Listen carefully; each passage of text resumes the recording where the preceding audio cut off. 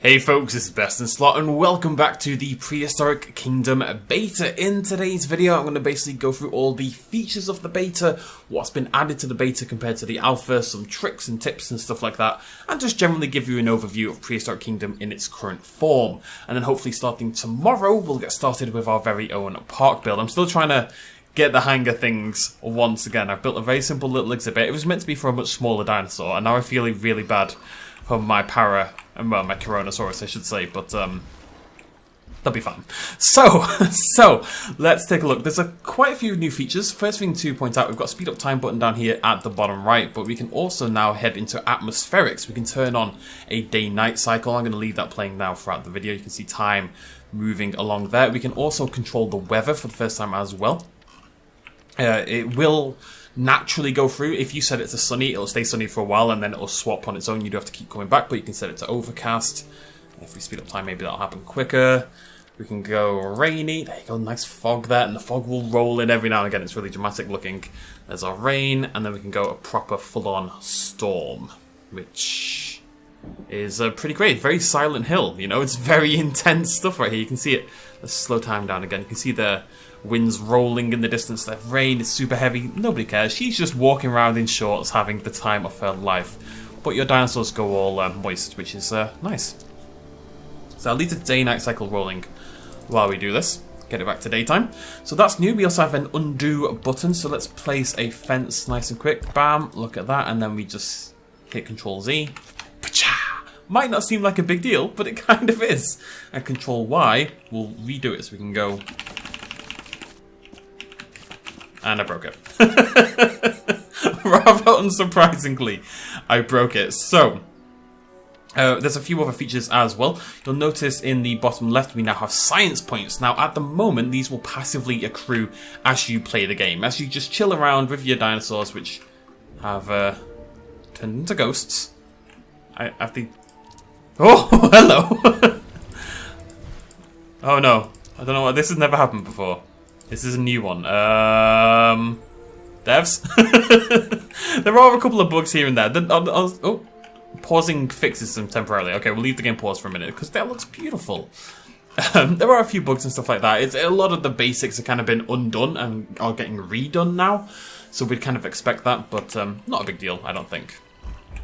So they'll be fixed in no time whatsoever. You can see it's beginning to get a little bit later. Anyway, science points. So you accrue these naturally over time. Now, how that's going to work in the future is that by having a good exhibit, you'll get science points by attracting guests and having happy dinosaurs in habitats that'll get you more science points over time. Right now, it's just a very natural, slow accruing thing, but they're actually super important. So if we come over here to excavations, you can see here we've got all these different dig sites around the world.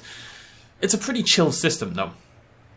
So let's say we wanted to get, I've got all these because there's something I'll show you in a second, but let's say we wanted to get the Archaeopteryx, we'd go to the, tell you what, let's find a formation I can pronounce. We want Nasutoceratops, so we go to Kaiporowitz. I really have picked bad formation names here. We'd have to unlock it. You can see there's a cost there, so that's $2 million. This is what you spend your money on over them buildings and dinosaurs. And then that gives you your dinosaurs here on the right-hand side. So you'd unlock the Nasutoceratops, the first skin here, the green one, and then that would cost you, say, 2,000 science points. And then to get the second skin would cost you 1,000 science points, and it would halve again. For the third skin, it would cost you 500 science points. So to unlock a dinosaur costs a fairly decent chunk of points, especially for the higher level ones, your T-Rex and all that kind of jazz. But once you want the alternate skins, you can get that for a lot cheaper. And that's basically how the system works. And some dinosaurs, like say the Parasaurolophus, will require a higher park rating to unlock and stuff like that. Now, beautiful. Now, if you're watching this and you're wondering how I've got everything unlocked, I'm going to very quickly show you a couple of handy little buttons just for this version, because there's no sandbox right now, so it's pretty useful stuff. If you hit the / key, which is the one next to shift on my keyboard, just watch my money down here, bottom left. So that gives you tons of cash. Very, very handy in this mode. And if you want to unlock every dinosaur in the game, if I show you my hatchery over here, open the nursery menu, see we've got every dinosaur there, including our beloved fluffy Pachyrhinosaurus. If you hold Control and hit the U key, then that will unlock everything. Control U unlocks every dinosaur in the game. You just do that right here when you're sitting in the the game like so, and that will unlock everything, and you should be good to go. Okay, so that's all that stuff out of the way. Now let's hop back to daytime. You've seen the day-night cycle. It's pretty good stuff. But if we click turn that off there, we can then control the time of day like that. So we've got a lot more control in that regard than we did in the past. In terms of feature stuff, I'd say that's most of the new stuff. Now, there is, of course, money to be made for the first time, and yeah, you need to power up your... That's why there's tons of wind turbines here. If you're having a problem where every now and again your nursery randomly seems to not work anymore and you can't open the menu, just shove a ton of power things next to it and it'll fix that problem instantly. But there's a whole new sect of building that I want to go through. I want to show you some of the building items. And to do that, we need to first go into here.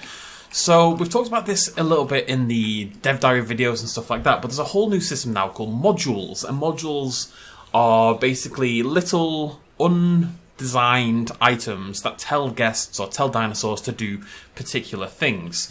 So we've got some here in guest facilities, amenities, and some, yeah.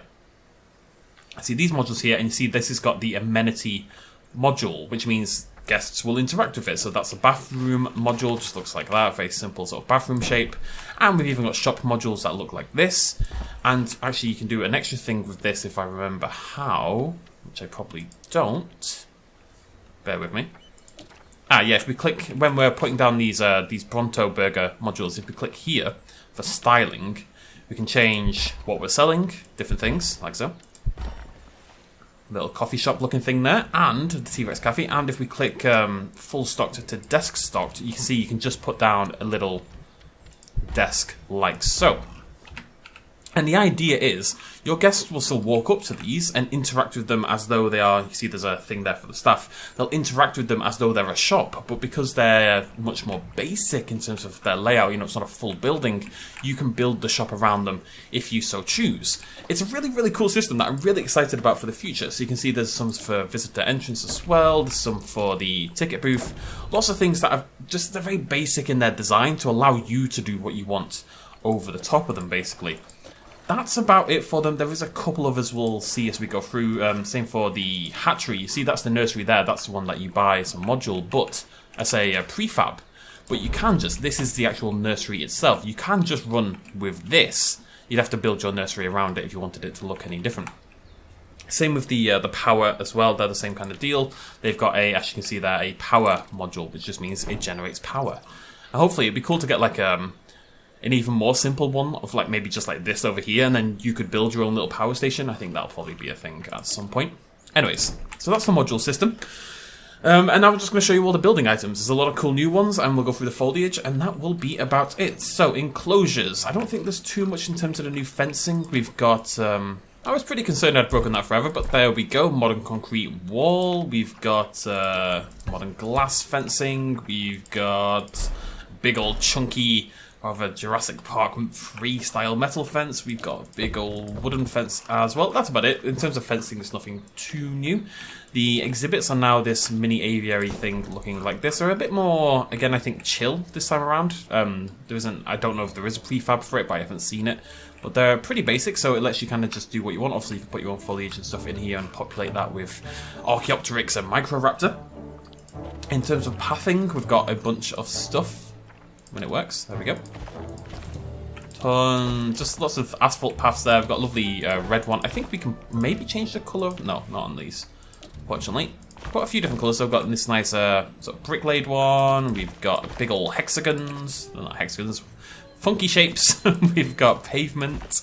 That looks like that. We've got concrete. I don't know if I have to show you everything in the game, but I feel like I've committed to that idea already. There we go. Lots of lovely path types. And a natural one as well, and a wooden one as well. So tons of different options there if you want to dilly-dally, mess around with some pathing.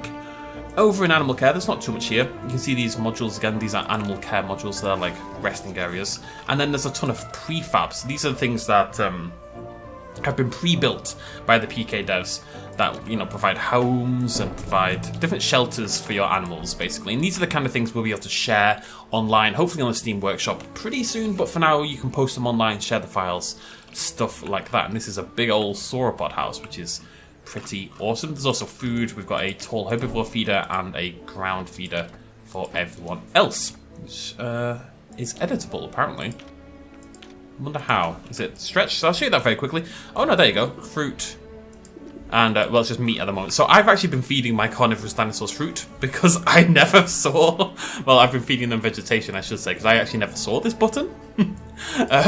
So you can see there's a lot of these options aren't available quite yet, but eventually we'll have fish, we'll have fruit, and we'll have insects raw insectivores. Very cool. Park infrastructure, you've already seen the... We've got the nursery, the big boy up here, but that entire nursery is actually just trying to hold this... I got rid of it, didn't I? Yeah. Basically, it's that module there. And the rest of it is pointless. It's just there to look good. And it does, it looks fantastic. But it is ginormous, so if you wanted to save room, you could build a much smaller version right here on this little building and get the exact same thing. We've got wind turbines and solar panels. We hop into guest facilities. Again, you can see all those amenities. And tons of prefabs here, which of course you could build yourself. If we go into this fast food restaurant here, inside there is the desk from what we saw earlier, these things. Probably here, right? Yeah. Won't be this type, of course. It'll be this one. So that is basically that, but then housed in a shop. And again, if you want a nice shop in your parks, you don't need to do it yourself. You can be lazy just like me. Just stick down a big old shop. Lovely stuff. Now, the bigger place that has got lots of new additions is here in modular pieces. And we're going to show you all of these because that would be absolute madness. But I do want to show you something. So, I've got this little archway here. But as you can see, we actually have tons of options in terms of the styling, and we can just click them over here on the bottom right, and we get all these different colours. However, it even goes further than that. So if we put down, say, this one right here, go into here, go into object colour, we can then change these, or we can go into this one, we can change all these. All the building pieces, all the modular pieces in particular, are just really colourable and editable and stuff like that. It's really cool. Same with the roof pieces, we want to grab that and then change the colour by clicking there, make it yellow. You know, it's just going to give us a lot of creativity, which is awesome. We've got some general building pieces, doorways, fences, stuff like that. All stuff we've kind of seen in the past, generally speaking. There might be a few new fences and stuff in here. I'm sure there is, but yeah. Watch it on your own time. I actually really like this one. If we go into Advanced Edit, I don't know why you can't scale without being on Advanced Edit. I'm not actually sure on that one, but you can scale this one. Just look, it's just a little fence, but now it becomes like a whole different shebang. We could do crazy things. I don't know what I would possibly do with it, but it would be crazy. Let's go back to our modular pieces. So that's those. We've got some structural elements, pieces of wood, little pieces of metal, stuff like that. Bamboo poles, but of course there's a new tropical theme in the game now. Lots of little things here. And the prefabs are always cool because it's just a good way to show the kind of things you can make with what we have available. We've got lighting, lots of lights, and the thing I love most about these lights, not only because they're lights, and I deeply love lights from the bottom of my heart, but they display, as you can see, on. You know, they show what they'll look like when they're on. Let's click this one here. Object colors, we can change that. Let's make that red. And let's make it nighttime very quickly. There we go. And then we're going to go into Advanced Edit, which is V. And we're already there, and we're just going to go like that. Bam! Yeah. I just love that we can do that. The scaling button is the best button in the game. I mean, just think about the weird stuff you can make using stuff like this. It really is just... the control is awesome. Anyways, there's our big old ring. So those are the lights. Props. We've got a bunch of new... tons and tons of new props. All these like little things to make buildings more interesting. Grates and vents and... what's that? A gutter horizontal center, which is... horizontal corner makes more sense. Pipe, industrial valve, all these things I've always wanted, pipes and stuff like that. Just again, make buildings more interesting to look at. We've got buckets and boxes and hose pipes and shop cabinets and brand screens and hanging t-shirts and wheelbarrows and shovels. And can we make the bucket huge? Can we colour the bucket? We can even colour the bucket if you want a green bucket because you're a mad lad or a mad lass or a mad whatever you choose to identify as. You can have a big bucket. Or it's very skinny. I don't know why you'd ever want that. I don't, but you can do it. And that's all that matters. That's all that matters. So tons of cool modular items in there. We've got some ropes and stuff at the bottom as well. Scenery, this is cool stuff. So we've got prefab there. We've got some fossils. You can see it actually over here. I've got a mammoth fossil in there. So you can, you know, Lion King graveyard kind of shebang going on. We've got Tyrannosaurus skulls and lower jaws.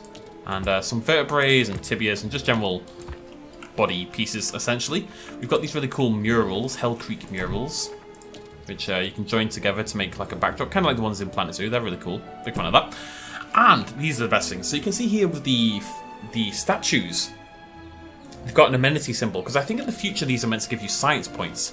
But the point is that although you can edit these and do lots of crazy stuff with them if you want, the statue is a thing to the guests. The guests actually pay attention to it. They'll walk up to it and be like, wow, I love dinosaurs now. Have some science, okay? Or have some money or whatever. But not only that, we can change the colour, as you can see. If you want a pink Rex, which we all do. And you can actually change the animation, the pose, I should say. So you can have it standing up like that, or kind of just chilling, walking forward like that. And all three of those poses are also available in metal, polished, or indeed in like a bronze as well. And that counts for the mammoth and indeed the Edmontosaurus. Hopefully we get every dinosaur and creature in the game eventually. That would be amazing. But this is a very cool start. And again, if you wanted, you know, your Rex to go a bit crazy, hit V, and then we can go teeny tiny Rex. Oh, big! Oh my god, it's huge. I did this as a test with the mammoth, and it didn't go quite that large. I have to build a Godzilla exhibit. I have to. Look at it! It's amazing! It makes me so happy. We could literally do like a Godzilla above the rooftops kind of thing. You'd have like a rooftop exhibit and have the Rex like looking over the top of the roof. Oh, it'd be amazing. Right, that's on my list. Anyway, so those are there. They're really cool. Got some signs, lots of shop signs, and obviously there's a little glowing crowny and toilet signs, stuff like that. Lots of letters if you want to write your own signs out. No editable inverted commas signs quite yet. That'd be a cool thing to have for the future. You know, ones where you can type in and write what the sign says. Gardening is largely the same. Just lots of different plant lives here. Substrate circles, which actually comes in 2 sets. We've got gravel and we've got mulch. Just basic for now. But this is actually a really good way of showing a little bit how PK works. You'll notice as I move this, the texture doesn't move with the object. The texture isn't attached to the object per se. I think it's kind of like in the world space. It's kind of like, I don't, basically it lays the texture over the entire thing and then just applies it here. Obviously it doesn't lay over the whole thing, that'd be terrible, but I know what I mean. But you can see how it moves along. It's actually just moving along like a plane of texture, which is why when you connect 2 of them together, it works perfectly. There's no joint there or anything. As you can see, there's a little bit of a joint, but not much. So it actually works really well for those objects. Foliage, tons of these, tons of little trees, and of course these are all size editable as well. There's lots and lots of plant life there. Can I make this bigger? There you go. See all the foliage there? Lots of options as per usual. Stuff, of course, if you want to just terrain paint, we can do that as well. Got some rocks. I think it's largely the same rock set as last time. If there is one problem with the rocks, if we go into the colours here, you can see there's no... In the past there was like a set of different rocks of lots of different colours, and now you kind of have to find the colour yourself. I don't think it's a big deal, but it's just worth noting. Yeah, you can make some love... Again, you want to go bright pink? I want to go bright pink. Why not? And then hit V, and... there you go. I think we'll all admit I've created something rather beautiful here in my park. I just love the... Even if we never go mad, I love the option to go mad, you know? And then finally we've got special, which is just your shapes, your circles and pyramids and everything else. What have you called? An octagon in that case. And we've got a hexagon as well, a little 5-sided one there. So shapes if you want to build something a bit more custom. Those are all the modular pieces. All of them can be scaled, most of them can be recolored. We can do some crazy stuff. And then finally there's a bunch of prefabs here, all located at the end. So of course if you went and downloaded tons of prefabs, you'd be able to find them right here. And you know, if you want to play the game but you're a little bit scared, intimidated, you can just kind of download everything or use the PK staff prefabs for now, and then when the game's on the Steam Workshop, just download everything and go crazy with other people's stuff. Terraforming is, I think, largely the same.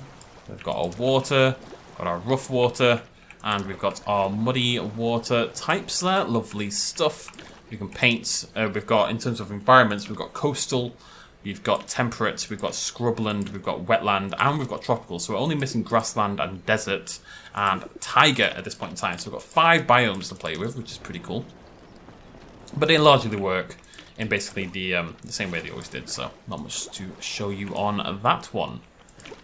And as per usual, you can see that's not quite finished yet, but if we go in here, we can select all, and look at that animation. Look how it springs up. Isn't it beautiful? And look how quick I just made like a really interesting forest. It's look at that. It took 2 seconds. And it's dense and populated and interesting to look at. I'd probably get rid of some of the palms if I was going to do it. I love it. I think it's such a useful button. If there's one thing I would want from this game in every other park builder, as much as I love the scaling option, it would be this right here. This would change my life. It really would. Oh, look at it, man. So good. So good. Anyways, from me and my lovely giant Rex, that is the Prehistoric Kingdom beta. That's the generalness of what is available. There is actually a Trello board as well showing what's upcoming. I believe the next big update adds dinosaur pooping. I think that's literally the next big update they're focusing on, so something to look forward to. Of course, whenever the game updates, I will tell you all about that in a video right here on the channel. And, do I have anything else to say? Yes, stick around. Of course, we're going to do a park build. Like I say, I think we're going to do a fairly chill one initially, and then we'll do a time-lapse one. I think that's the general idea. It might not be too chill, maybe like hour long, and I'll cut it down or something like that, but I'm going to try not to go too crazy. We'll use some modules and prefabs and stuff like that, and maybe download some stuff from other people, see what amazing things people are building in the community. So stick around for that. Throw me a subscribe, like the video if you had fun. Check out a playlist down below for all of my upcoming beta content, and all my content's beta content. Self-deprecating humour, the only way we survive. That's about it from me. Thank you so much for joining me. Let me know what you think about this in the comment section down below. I'll see you lovely folks next time. Cheers, much love as always. Bye-bye.